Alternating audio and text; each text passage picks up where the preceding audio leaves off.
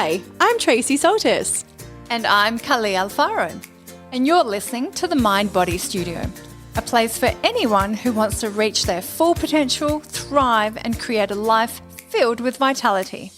Each week, we'll bring you our expertise, giggles, and a splash of quirky to explore real and relevant topics to help you along your life's journey. We'll bring you science, psychology, and practicality to real life issues. So, thanks for listening. We know you're going to love it. All right, listeners, we're back for another segment of Q&A. I'm really excited to have a chat with you about today's topic. But Kalí, you're going to give us the question. What was the question we got from our beautiful listener? Well, first of all, hello, everybody. Welcome to our quick little Q&A. We got a question asking, how do I avoid going down a black hole? And I had a little bit of an email kind of banter going on with this listener that sent this question through. And essentially, the person wanted to know if you have historically sort of fallen into a bit of a depressive mood or a bit of a low state that you cycle through, how do you avoid going into those states? And that's a really fantastic question. So today I'm going to be doing a little bit of talking about how your brain works, and essentially I want to discuss how the brain goes towards what is most familiar. Because this is a pretty common cycle for a lot of people, isn't it? Especially with mental health. And people do get quite repetitive in these cycles. They're going along really well for a good period of time, but then something happens and they're triggered into an old pattern or an old behaviour, and that kind of built-in response kind of kicks in and they find themselves going into a hole again. So as a psychologist and a hypnotherapist, like, what is your advice? Like, what are your tips for people out there who are kind of experiencing these sorts of cycles? So first of all, all of the information we are giving is general information. Obviously, I'm not taking any personal details or scenarios into consideration. So if you are struggling with mental health issues, I do strongly suggest that you seek advice and support from your GP, from a psychologist or psychiatrist, or your preferred health practitioner. So, but in terms of the way that the brain is structured, we need to understand that we have patterns that have been created in our earlier years that are stored in our subconscious mind. So if I have a pattern that is constantly negative and going into self-doubt and insecurities, and I'm feeling like I have like this imposter syndrome, like I'm not good enough and I don't really know anything, what's going to happen is that is going to constantly secrete chemicals in your brain that are going to deplete your energy system, right? So we know that there is a really strong correlation between no energy and low mood. So and this is to do with the fact that these chemicals are going to really depress the body, right? So it's going to take away from that vital energy source. And what begins to happen is that when we have had years and years of conditioning, and we're accustomed to these chemicals or going through these cycles and just really dipping, our ego, our identity attaches to that because that's part of who we are. So sometimes people will notice that when they start going on this like self-care journey, or they're trying to implement a technique to change or improve something about themselves, they're really good for a couple of weeks.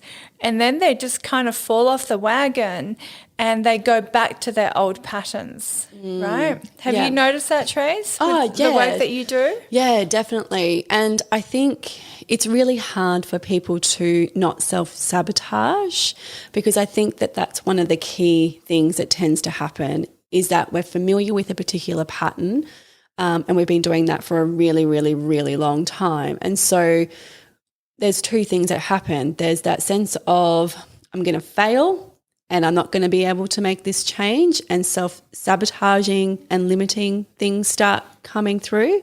And then also people not being well supported as well, and not having those support networks and systems around them for when they're actually going through this change. so that they can fall back and they actually have things put in place to really make sure that they're going to succeed as they change. Because Absolutely. sometimes we're talking about really what might be a simple thing, you know, like maybe removing something toxic out of your life. But sometimes, you know, well, that's a kind of like a scale of toxic there, isn't it? It's like, okay, let's remove gluten from our diets, or let's remove toxic relationships from our life. They're two very different things. And so for some people, it's really difficult to kind of know the boundaries and set their own boundaries and not self-sabotage when they're actually going through transitions of change. So I want to expand on that. And the reason why we self-sabotage, and oftentimes, this is a subconscious response that we have to change. So if I have grown up with a mentality of negativity and self-doubt and insecurities, and I tend to fall, you know, down this like black hole of low mood and no energy, and that has been part of my makeup, what happens is I'm attached to that as part of my identity. And by being attached to that, everything that you do in order to work against that or removing that, the ego and identity part of you is going to latch onto it even harder because it's scared. It doesn't know, who am I going to be without this? It's part of who you are. So this is where like deep subconscious work can be extremely effective. And this is where the large proportion of the work that I do in hypnosis and deep theta brainwave practices is we go into the subconscious mind to really begin to eradicate, release, remove all of these patterns. And we need to release the attachment that we have to them because they form part of who we are, whether we like it or not. So what is actually going on in the brain is that we are just going towards what is most familiar. And I want people to understand that in terms of safety, the brain will always take you towards what is most familiar, even if that's a familiar toxic relationship, if it's like a negative habit, if it's self-harm, if it's doubting yourself. If that is your norm, the brain will always drag you back into that because whatever is familiar feels safe, even if it's toxic. And I just want the listeners to sit with that for a minute because it's counterintuitive. Whatever feels familiar is what is perceived as safest for the brain. This is one of the reasons why people stay in situations that are extremely damaging to them because it's sort of like, well, I already know what I'm in for. That is already familiar, even if it's bad, right? So this stuff can be really stubborn to shift on a conscious level. Definitely. Which is why I work on a subconscious level so frequently, 90% of the time, because when we go into the subconscious programming, we can give a direct command to the subconscious mind to slowly, safely, and effortlessly begin to release and eradicate the attachment that we have to these patterns. And that is a very difficult thing that I have found on a conscious level. It's hard to shift.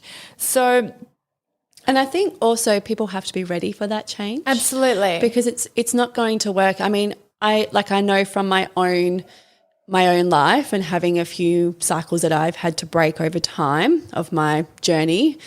And I know that there comes a point where I was ready to make those changes. Yep. And so that takes commitment and sacrifice, and that means that you have to be 100% committed to the process. And responsible, right? You have to realize that none of this stuff happens automatically. Yeah. We choose the thoughts to think. We choose which mood we're going to stay in. Yeah. There is a level of responsibility that comes with that. Yeah. And I think if you're experiencing cycles where you're having a negative experience, so, you know, if you're putting yourself under pressure and anxiety and you're having symptoms of depression and you're not mentally feeling very well, that should automatically be an alarm bell that goes off on you and says, you know what, I keep reliving this cycle. I don't want to do this cycle anymore.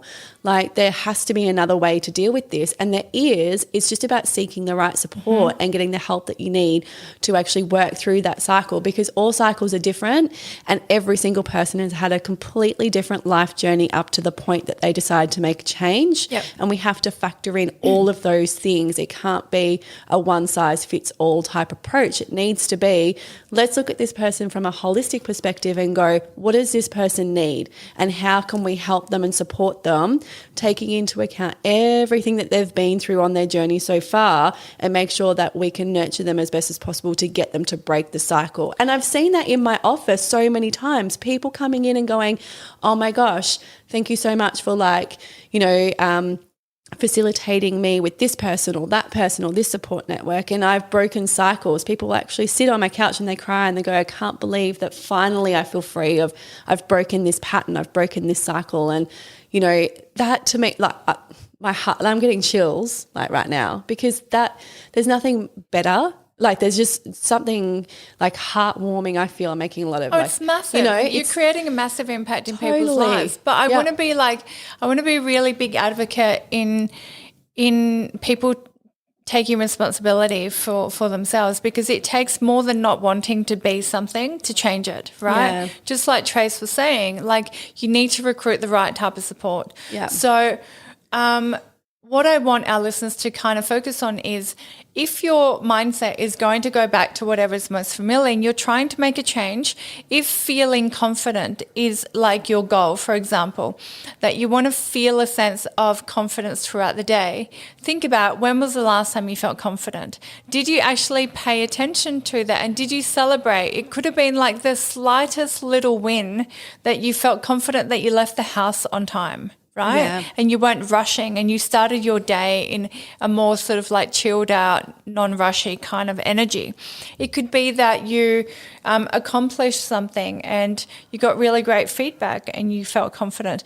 But I want you to realize, whatever you are trying to change, you need to make that familiar. The brain needs to know and that it's safe to go there. The brain will not automatically go, oh, I felt confident once last week giving a speech and I'm going to repeat it. If you don't focus on it, if you don't visualize it, if you don't talk about it, if you don't celebrate it, if you don't embody it, if you don't really that confidence, let that energy rise to the surface, the brain's not even going to pay attention. Yeah. So I want you to get on it. Yeah. Get clear on what it is that you are trying to do to change that mindset, and tell the brain that it's safe. Yeah. And it can just be saying, I feel safe being confident. Yeah. And sometimes it doesn't happen quite at that extreme where it's an energetic thing that happens for people. Sometimes we have to be completely broken until we realize that we can't live through this cycle anymore. And it's at that point where we go, you know what, I am going to, we dig deep. This is where we find our inner strength and our courage and our determination to dig deep in these difficult times, to go, you know what, I'm not doing this anymore. I'm going to change. You get to that cycle. point where something's got to give, right? It's got to. Absolutely. Yeah, and it's possible. I think that's the thing I want people to take away from this chat, is that cycles can be broken. 100%. Absolutely. I see it every single day. I know you see it every single day. They can be broken, but I also want people to take responsibility for what they're creating, and to realize that, we've got something like 120,000 thoughts a day, right? You need to create those thoughts. You need to be conscious and aware of what it is that you're thinking, the biochemistry that you're creating, and the belief systems that you're reinforcing. And the ripple effects that has through the body as well. Yeah. Absolutely. So if there is something that you recognize that is taking you, dragging you down into like a black hole of depression or low mood or irritability, I want you to pay attention to that. What is it? What is it that you have made unconsciously familiar to you? And then what is the opposite of that? Begin to look at experiences in your life that you can identify that are the opposite. I'm going to use confidence as an example, and celebrate it. Pay attention to it. Run that event over and over in your mind. Sing it. Say that you feel safe being confident. Allow yourself to talk about it. Give it attention, right? And allow yourself to make that familiar. Repetition is absolutely key in our adulthood. Oh yeah. So that's actually on the top of my list here is repetition. If we don't repeat these new patterns that we want to establish, like we are setting ourselves up to just not rewrite those cognitive signals and pathways that are going on in the brain. We have to repeat everything over and over and over again until that day you wake up and you go, oh, I actually did that and didn't even have to think about it. So then you go, oh my gosh, I just rewrote that pattern. I just changed the pathway. And then once you've rewritten that pattern, you have to continue, right? So this is long-term stuff. That's not a quick fix. Yeah. I want everyone to be super mindful that you got to get clear, you got to have the intention, the clarity, and then move forwards with that action, with that support mechanism. I say to all of my patients, your daily work is just as important as the sessions that we have, because that is going to give the message to the brain on a regular basis. So on that note, I hope our listeners have gotten something really useful about this. I hope you can find something that you can work on and really dedicate yourself towards creating a familiar pattern that is empowering. And thank you so much to all of our beautiful listeners that sent the most amazing questions in. Like seriously, we're so grateful. We are, and I know we don't get time to answer all of them, but we really appreciate them so much. I mean, I know our Instagram messages just get full of questions like all the time, and it's so exciting for us. So I promise that we're going to get back to you guys and we're going to answer more of these questions that you're sending through to us. So anyway, thanks for listening. We'll chat to you next time.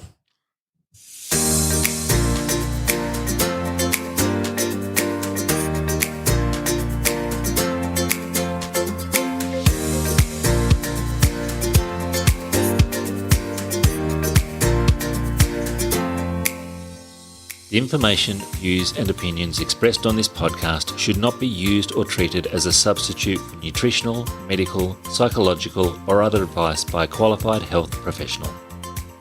Hosts and guests on the podcast express their own opinions, experiences and conclusions. Nothing in the podcast should be used to diagnose, treat, cure or prevent any medical condition.